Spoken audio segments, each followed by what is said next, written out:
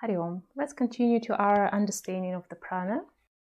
And that's what I cited from Pranayama book, the Bihar school.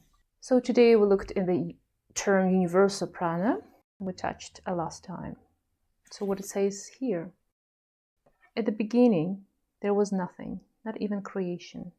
What existed was an all-pervasive, unmanifested consciousness, known in the scriptures as Para Brahman. And that's what all the religions told us about. In the beginning, there was nothing. It contained within it all the qualities and components necessary for creation. The whole universe lay infinitely contracted in it as a mere potency. Prana remained completely absorbed in it, as if in union of deep embrace. It was a state of perfect equilibrium and harmony. And in this utter silence, there is a movement. And then Tantric and Vedic literature states that a desire arose in that absolute principle. I am one, let me become many. This primal energy called Mahaprana is variously known as Maha, Shakti, Mahamaya, the cosmic creatrix, or the cosmic mother. Prana was never separated from consciousness. It existed eternally as a potential in consciousness, but now it assumed itself.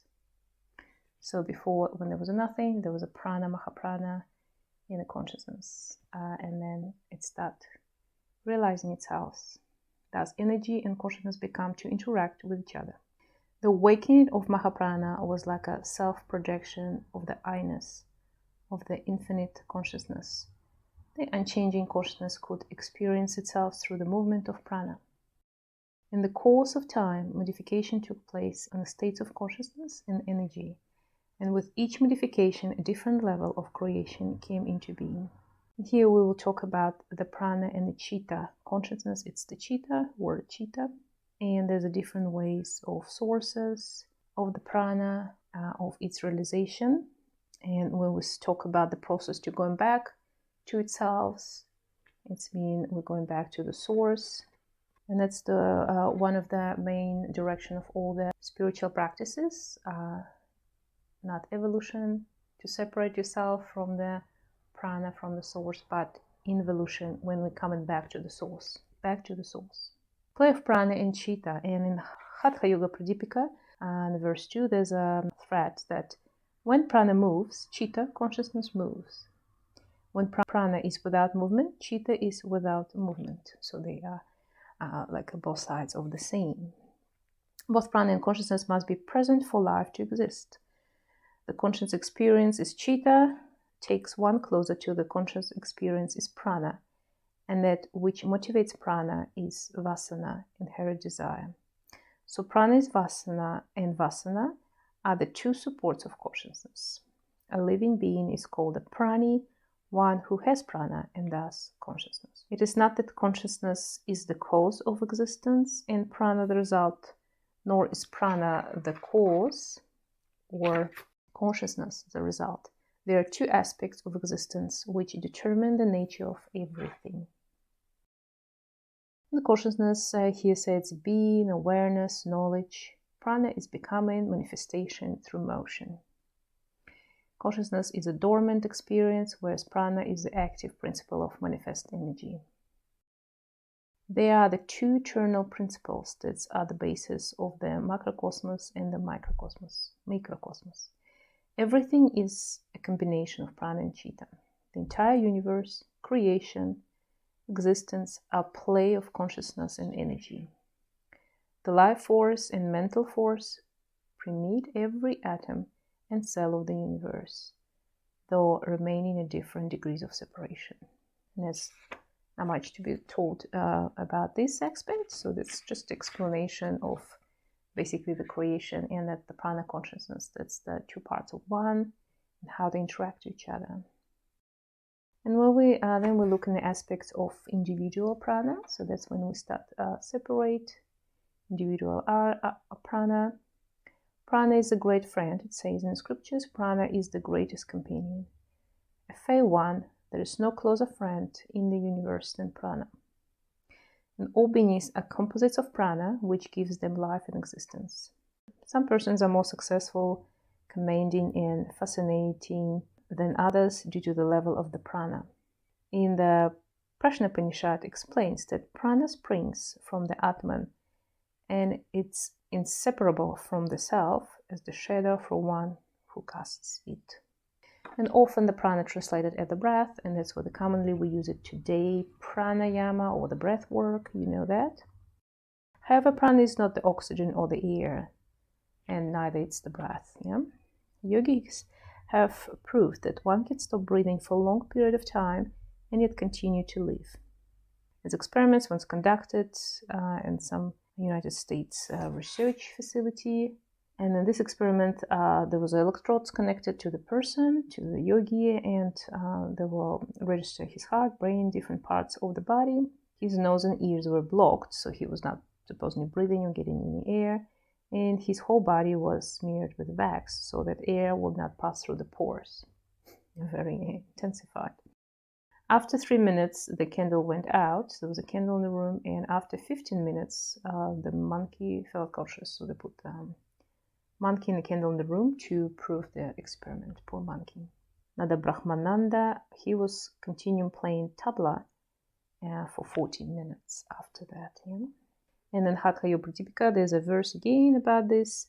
As long as the vayu, the prana, it's like a wind translation, the flow of the prana remains in the body, there is a life. Death occurs when your vayu leaves the body. Therefore, retain the vayu. So we have prana in everything, and we have conscience, and the prana need to be moved and observed, yeah, by our conscience, awareness. And when we practice yoga, we start, that's what we're doing most of the time, 90%. We're not working on our physical, we do, but as I said in the previous talk, that we waking up and learning to control our prana and use it for our benefits, for lives, for healing our physical body, change it, modify it, calm down our mental body or change our emotional body, kind of changing our psychology, psychiatry, and feelings. Prana is used as the main kind of instrument in yoga, but everybody has this. Everybody has it like a given, but some people have dissipating prana, so like escaping, running away prana through some activities they do through life, and that's where the disease is coming from. In a yoga practice, and you feel it straight away after first yoga practice you're done, even a short one or long one, doesn't matter, you feel this prevailing presence and energy and sensations that you do not need to get prana from somewhere else, from the food sources or go to the forest for oxygen or something like that. So we learn to recognize the prana that already exists in us, given, and connect to the source of it and start using it properly. So prana is the dynamic principle within everything. Everyone is born with a certain quantum of prana, but the quantity and quality change continuously as one goes through the life. That's what I said. Positive thoughts, high feeling, and yogic practices generate high level of prana. And also, it's not just it generates; it's also you will not lose it through anything. Sometimes even bad posture causes losing the prana, but most of the time we dissipate the energy through like habits, through worries or through fears, through all these unnecessary, not so much positive aspects of our lives. When the sexual energy is sublimated or transformed, substantial prana is conserved within the system and converted into ojas. It's a subtler form of energy. A yogi stores an abundance of prana within him, just as batteries store electricity. He is a powerhouse of energy, providing prana to everyone who comes in contact with him. Swami Shivananda says, just as water flows from one vessel to another, prana flows like a steady current from a developed yogi towards weak persons. At the material level, one also receives prana from the environment, food, water, sun, and air. All the elements are comprised of prana. So the quantum of prana within each individual is influenced by the quality of the elements to which one is exposed and which one ingests in the course of everyday life. So that's what I said. As many yogis proving, you don't have to get this, rely on this material, kind of environmental sources like water, air, food. The more you practice yoga, the more you feel you don't need to eat as much food. So there will be the moment when you start feeling like you feel extra hungry, so you start moving a lot of energy. But then when you surpass it, there will be the moment when you cool down this hunger for physical food. As I said, many yogis proved that, like in this experiment, you don't need to even breathing if you can still moving via the prana within your body. And there's different aspects of this via wind within our body. So it's kind of like within our bodies, prana body. And we will talk about this in future lectures. And the way to accumulate that, how to work with them, that's all the yoga science throughout. So let's look to the pranic values of food briefly. So in Bhagavad Gita, it refers to the quality of prana in different foods. And that's why we come to this Ayurvedic aspects of the yoga as well. It could be considered as a separate knowledge, Ayurveda. And we can look at this as a part of the yoga. So we have sattvic, rajasic, and tamasic types of food. Yogic advice is to have a purified diet, so remove all these unnecessary foods that will only deplete in your energy, and especially if you're practicing more higher levels of yoga like pranayama and meditation and so on. And with this sattvic, rajasic, and tamasic energies as well, that's why the Ayurveda looking at the food, so it's not stated here, but probably it's somewhere else. Tamasic, it's the energy of the depletion, stagnation, and these are the very foods that are gonna make you sluggish, make you weak, and they're gonna deplete in your energy. Rajasic food, it's the foods that give you a lot of energy, but sometimes it's too much, so they too excited you. And in yoga, we tend to go to something which is very sattvic. Sattvic, it's very balancing, bring you to the central, bring you clearness to your mind, nourish you, and bring you higher self, to your spirit. So, for example, tamasic foods will be like a white bread, for example, dairy products, of course meat, but we're not talking about eating meat in the yoga. So it will be one of those that make you heavy, and it will just take more energy for you to digest, and there will be more negative effect on you physically and spiritually than positive. Rajasic might be in some small quantities okay, but if you overeat, for example, garlic or onion, make it too excited. Everything spicy we put there, everything that give you too much accelerated energy. It burns very fast. And sattvic will be something very calming, with a little bit of warming spices. Actually accelerate your digestion, as it says, fresh fruit and vegetables. You can even survive for long, like years, just eating fresh fruits and some vegetables, slightly cooked vegetables. You don't need like more. In the yogis, we're trying to have a main meal from a sattvic type of foods. Yeah.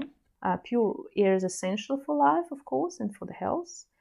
But it's not only because of the oxygen, but it's also because of this prana, which is the source of prana, basically. And the moment you start breathing more correctly, when you change the patterns of your breathing, and that's what's happening in yoga. I see people come into the yoga class, and after first couple pranayamas or just holding some poses with directed awareness on the breathing, they feel released. They feel straight away differently, or they feel like they used to feel, but not anymore. And that's because we don't even aware. Often we do not have a good rhythm of the breathing, so it will be too shallow, or too fast, or too stagnant type of breathing. So you breathe out, not breathing into the whole capacity of your lungs. And it might cause even more problems because you have a lot of stagnation in your lungs. And you'll be surprised that people usually use only about 18-20%. 20% will be like a good people like who are swimmers or singers. the majority of people use only like less than 18% of your capacity of your lungs. And can you imagine what's staying there in the lungs can cause this stagnant mucus there, and that's where the D is coming from. Asthma is a very common one. And why we don't breathe correctly? Well, we were born and we knew how to breathe, and then something happened, and that's the life. So we have some kind of emotional, physical impressions, bad habits, bad posture. Anything can cause a stress, can cause maybe a little child saw something not very pleasant on the street, and it's affected him and the way of breathing. As well, the type of food you eat, behavior, posture, how you sleep, how you hold yourself through the day, what type of activities you do, and will all affect your breathing pattern. But in the modern world, a lot of it's psychological. What we are thinking, what other people told us, and what we think we expect to do for other people, or how we're supposed to behave. And when we do not fulfill this imaginary goals, we start feeling anxious, tired, exhausted, sad, or shamed, and it's affect our breathing. So it's the same, both sides of the same coin. And then you can physically start changing your breathing pattern, and you start feeling less obliged, less shame, less scared. And at the same time, you will, if you start working psychologically with you, so you start letting go what other people thinking about you, your breathing will improve. So it's both good. And the very good start is to start going to pranayama classes, yoga classes, yoga sessions, and you just practice this in the class, controlled with the teacher, in a very quiet, peaceful environment, and your body will remember that on subconscious and physical level. And through the day, even you still exposed to the stress, your body will tend to bring it to this more peaceful, calmer condition when you can breathe deeply and more correctly. And that's why even 2, 3, 5 minutes per day of conscious breathing can improve your breathing through the day dramatically, and through the sleep as well. Let's talk about working with prana. So there's quite a big paragraph about that. So the prana is not received solely from external sources. It's also self-generated, and its quality can be refined and directed. That's kind of what we briefly talked about. One can work with one's own prana to enhance vitality, will, and strength, cure diseases, boost capabilities, and evolve to a higher consciousness. In fact, one must work with prana shakti, force of prana, in order to perfect any experience in life. This is the aim of pranayama and pranavidya, which are tangible methods to enhance and guide prana. Let's basically summarize what I already said. And we have practices, shakti bandhas, when we start awakening this energy. Usually I put them in the beginner, first third of the class, when we do a lot of maybe a little bit more intensive breathing, some movement intensive, so waking up energy, give it a push.